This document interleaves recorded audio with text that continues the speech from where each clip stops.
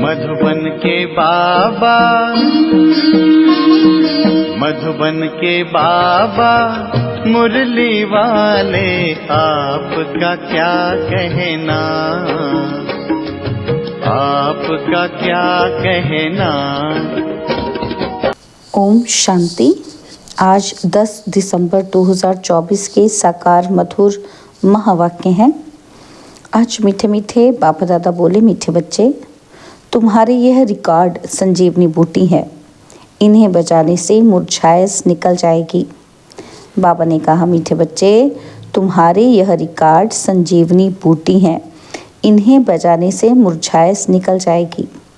बाबा ने आज प्रश्न पूछा कि अवस्था बिगड़ने का कारण क्या है और किस युक्ति से अवस्था बहुत अच्छी रह सकती है। तो उत्तर में बाबा कहते, पहला कारण, ज्ञान की डांस नहीं करते, झरमुई झगमुग में अपना समय गवा देते हैं, इसलिए अवस्था बिगड़ जाती है। और दूसरा कारण कि दूसरों को दुख देते हैं तो भी उसका असर अवस्था पर आता है। अवस्था अच्छी तब रहेगी जब मीठा होकर चलेंगे, याद पर पूरा अटेंशन होगा। रात को सोने से पहले कम से कम आधा घंटा याद में बैठो, फिर सवेरे उठकर याद करो तो अवस्था अच्छी रहेगी। मुरली का गीत है, कौन आया मेरे मन के द्वारे। ओम शांति। यह रिकॉर्ड भी बाबा ने बनवाए हैं बच्चों के लिए। इनका अर्थ भी बच्चों के सिवाय कोई जान नहीं सकते। बाबा ने कई बार समझाया है कि ऐसे अच्छे अच्छे रिकॉर्ड घर में रहने चाहिए। फिर कोई मुरझाइश आती है तो रिकॉर्ड बजाने से बुद्धि में झट अर्थ आएगा तो मुरझाइश निकल जाएगी। यह रिकॉर्ड भी संजीवनी बूटी है। बाबा डायरेक्शन तो देते हैं परंतु कोई अमल में लाए। अब ये गीत में कौन कहते हैं कि हमारे तुम्हारे सबके दिल में कौन आया है, जो आकर ज्ञान डांस करते हैं। तो कहते हैं, गोपिकाएं कृष्ण को नाच नचाती थी, ये तो है नहीं।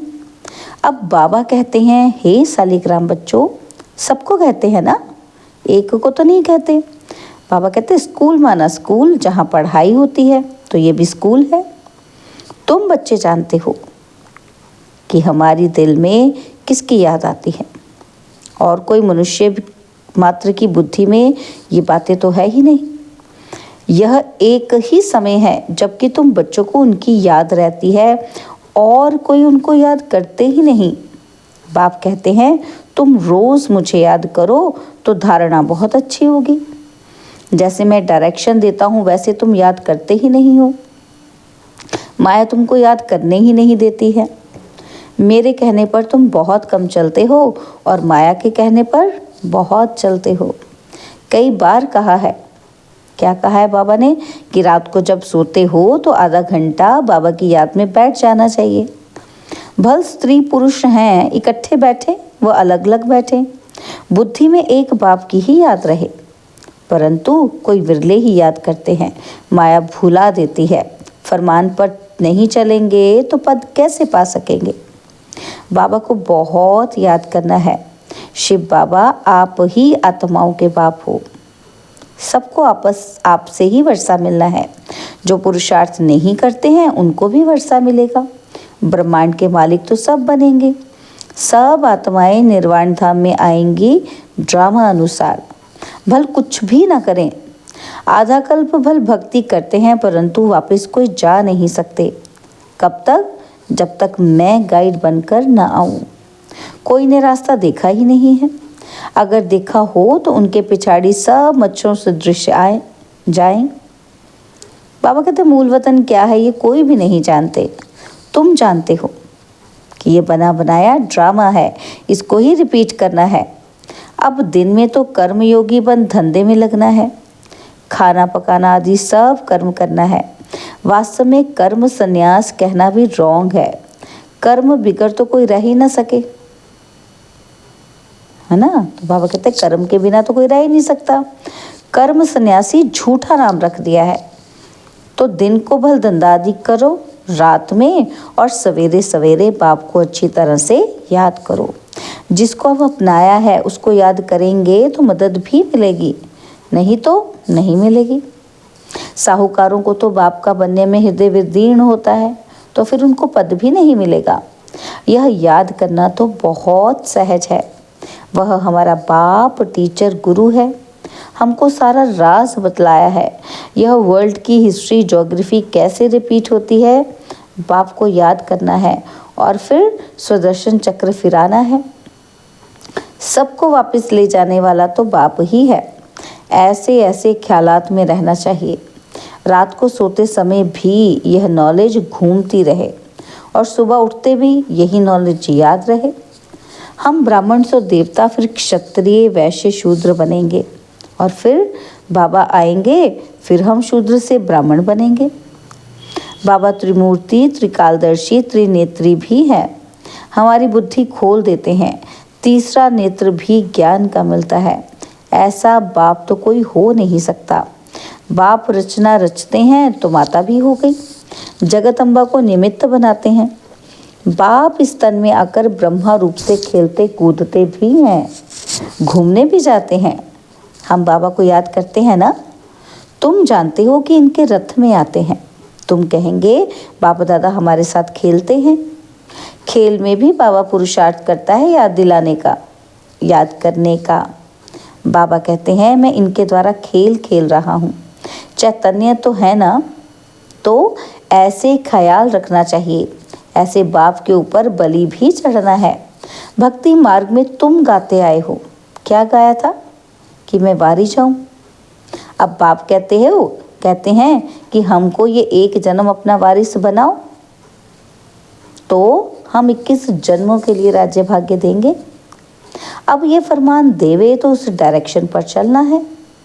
वह भी जैसा देखेंगे ऐसा डायरेक्शन देंगे। बाबा जैसा देखेंगे बच्चों को वैसा डायरेक्शन देंगे। और बाबा कहते हैं डायरेक्शन पर चलने से ममत्व मिट जाएगा, परंतु डरते हैं। बाबा कहते हैं तुम बलि नहीं चढ़ते हो तो हम वर्षा कैसे देंगे, और तुम्हारे पैसे कोई ले थोड़ी जाते हैं। कहेंगे अच्छा तुम्हारे पैसे हैं तो लिटरेचर में लगा दो, ट्रस्टी है ना। बाबा राय देते रहेंगे। बाबा का सब कुछ बच्चों के लिए है।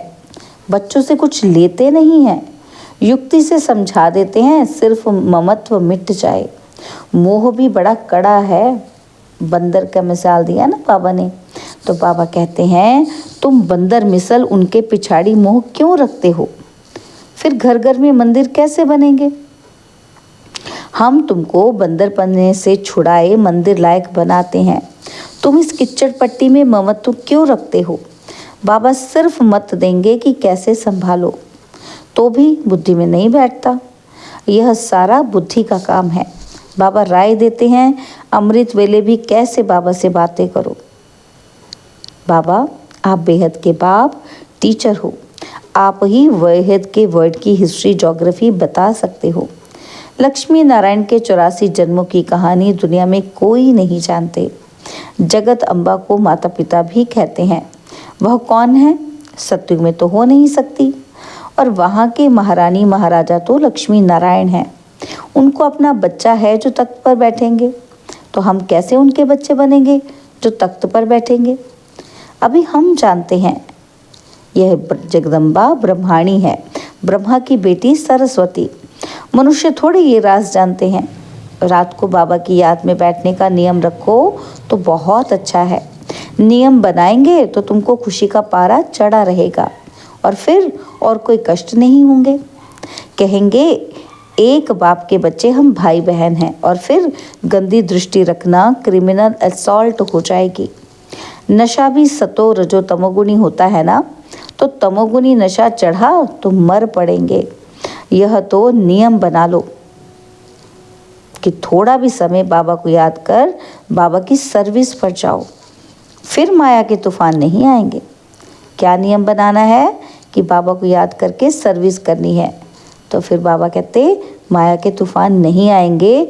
वो नशा दिन भर चलेगा और फिर अवस्था भी बड़ी रिफाइन हो जाएगी, तो योग में भी लाइन क्लियर हो जाएगी। ऐसे ऐसे रिकॉर्ड भी बहुत अच्छे हैं। रिकॉर्ड सुनते रहेंगे तो नाचना शुरू कर देंगे, रिफ्रेश हो जाएंगे। 2, 4, 5 रिकॉर्ड बड़े अच्छे हैं।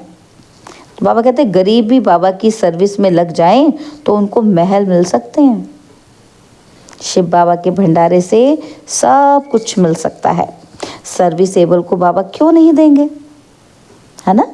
बाबा कहते हैं शिव बाबा का भंडारा तो भरपूर ही है। तो बाबा कहते हैं ये है ज्ञान डांस। ये जो गीत है ना, गीतों पर जो हमें नशा चढ़ता है, ये ज्ञान का डांस है। तो बाप आकर ज्ञान डांस कराते हैं गोप गोपियों को। कहाँ भी बैठे हो बाबा को याद करते रहो तो अवस्था बहुत अच्छी रहेगी। जैसे बाबा ज्ञान और योग के नशे में रहते हैं ना, तो तुम बच्चों को भी सिखलाते हैं, तो खुशी का नशा रहेगा। नहीं तो झरमुई झगमुई में रहने से फिर अवस्था ही बिगड़ जाती है। सुबह को उठना तो बहुत अच्छा है, बाबा की याद में बैठ बाबा से मीठी मीठे बातें करनी चाहिए। तो भाषण करने वालों को तो विचार सागर मंथन करना पड़े। आज इन पॉइंट्स पर समझाएंगे, ऐसे समझाएंगे। तो बाबा को बहुत बच्चे कहते हैं कि बाबा हम नौकरी छोड़ें, परंतु बाबा कहते हैं पहले सर्विस का सबूत तो दो। तो बाबा ने याद की युक्ति बहुत अच्छी बताई है, परंतु कोटों में कोई निकलेंगे जिनको ये आदत पड़ेगी, कोई को मुश्किल याद रहती है। तुम कुमारियों का नाम तो मशहूर है, कुमारी को सब पाँव पड़ते हैं। तुम 21 जन्मों के लिए भारत को स्वराज्य दिलाते हो, तुम्हारा यादगार मंदिर भी है। ब्रह्मा कुमार कुमारियों का नाम भी मशहूर हो गया है ना। कुमारी वह जो 21 कुल का उद्धार करे, तो उनका अर्थ भी समझना पड़े। तुम बच्चे जानते हो कि यह 5000 वर्ष का रील है। जो कुछ पास हुआ है वह ड्रामा, भूल हुई ड्रामा, और फिर आगे के लिए अपना रजिस्टर ठीक कर देना चाहिए। फिर रजिस्टर ख़राब नहीं होना चाहिए। एक बार भूल हुई तो वो ड्रामा है, हो गई सो हो गई। तो फिर बाबा कहते हैं आगे के लिए क्या करना है, अपना रजिस्टर ठीक करना है, ख़राब नहीं होना चाहिए। बहुत मेहनत है, तब इतना ऊंच पद मिलेगा। बाबा का बन गया तो फिर बाबा वर्षा भी देंगे, सोतेले को थोड़ी वर्षा देंगे। मदद देना तो फ़र्ज़ है। सेंसिबल जो हैं वो हर बात में मदद करते हैं, और बाप देखो कितनी मदद करते हैं। हिम्मते मर्दा मददे खुदा। माया पर जीत पाने में भी ताकत चाहिए, तो एक रूहानी बाप को याद करना है और संग तोड़ एक संग जोड़ना है। बाबा है ज्ञान का सागर। वो कहते हैं कि मैं इनमें प्रवेश करता हूँ, बोलता हूँ, और तो कोई ऐसे कह ही ना सके कि मैं बाप टीचर गुरु हूँ, ब्रह्मा विष्णु शंकर को रचने वाला हूँ। इन बातों को अभी तुम बच्चे ही समझ सकते हो। अच्छा, मीठे मीठे सिकिलते बच्चों प्रति माता पिता बाप दादा का याद प्यार और गुड मॉर्निंग। रूहानी बाप की रूहानी बच्चों को नमस्ते। हम रूहानी बच्चों की रूहानी बाप दादाजी को दिलवा चांद सिकवा प्रेम से नमस्ते। ओम शांति। प्यारे बाबा, मीठे बाबा, मेरे बाबा, शुक्रिया बाबा, शुक्रिया बाबा, शुक्रिया। धारणा के लिए मुख्य सार है, पहला पॉइंट है पुरानी किच्चड़ पट्टी में ममत्व नहीं रखना है। बाप के डायरेक्शन पर चलकर अपना ममत्व मिटाना है, ट्रस्टी बनकर रहना है। और सेकंड पॉइंट है इस अंतिम जन्म में भगवान को अपना वारिस बनाकर उन पर बलि चढ़ना है, तब 21 जन्मों का राज्य भाग्य मिलेगा। बाप को याद कर सर्विस करनी है, नशे में रहना है, रजिस्टर कभी खराब ना हो ये ध्यान देना है। बाबा ने आज वरदान दिया कि प्रत्यक्ष फल द्वारा अति इंद्रिय सुख की अनुभूति करने वाले निस्वार्थ सेवाधारी भव। प्रत्यक्ष फल द्वारा अति इंद्रिय सुख की अनुभूति करने वाले निस्वार्थ सेवाधारी भव। सतयुग में संगम के कर्म का फल मिलेगा, लेकिन यहाँ बाप का बनने से प्रत्यक्ष फल वर्षे के रूप में मिलता है। सेवा की और सेवा करने के साथ साथ खुशी मिली। जो याद में रहकर निस्वार्थ भाव से सेवा करते हैं उन्हें सेवा का प्रत्यक्ष फल अवश्य मिलता है। प्रत्यक्ष फल ही ताज़ा फल है जो एवर हेल्दी बना देता है। योग युक्त यथार्थ सेवा का फल है खुशी। अतीन्द्रिय सुख और डबल लाइट की अनुभूति। बाबा कहते हैं यथार्थ सेवा का फल क्या है? खुशी, अतीन्द्रिय सुख और डबल लाइट की अनुभूति। तो स्लोगन है, विशेष आत्मा वह है जो अपनी चलन द्वारा रूहानी रॉयल्टी की झलक और फलक का अनुभव कराए। विशेष आत्मा वह है जो अपनी चलन द्वारा रूहानी रॉयल्टी की झलक और फलक का अनुभव कराए। ओम शांति।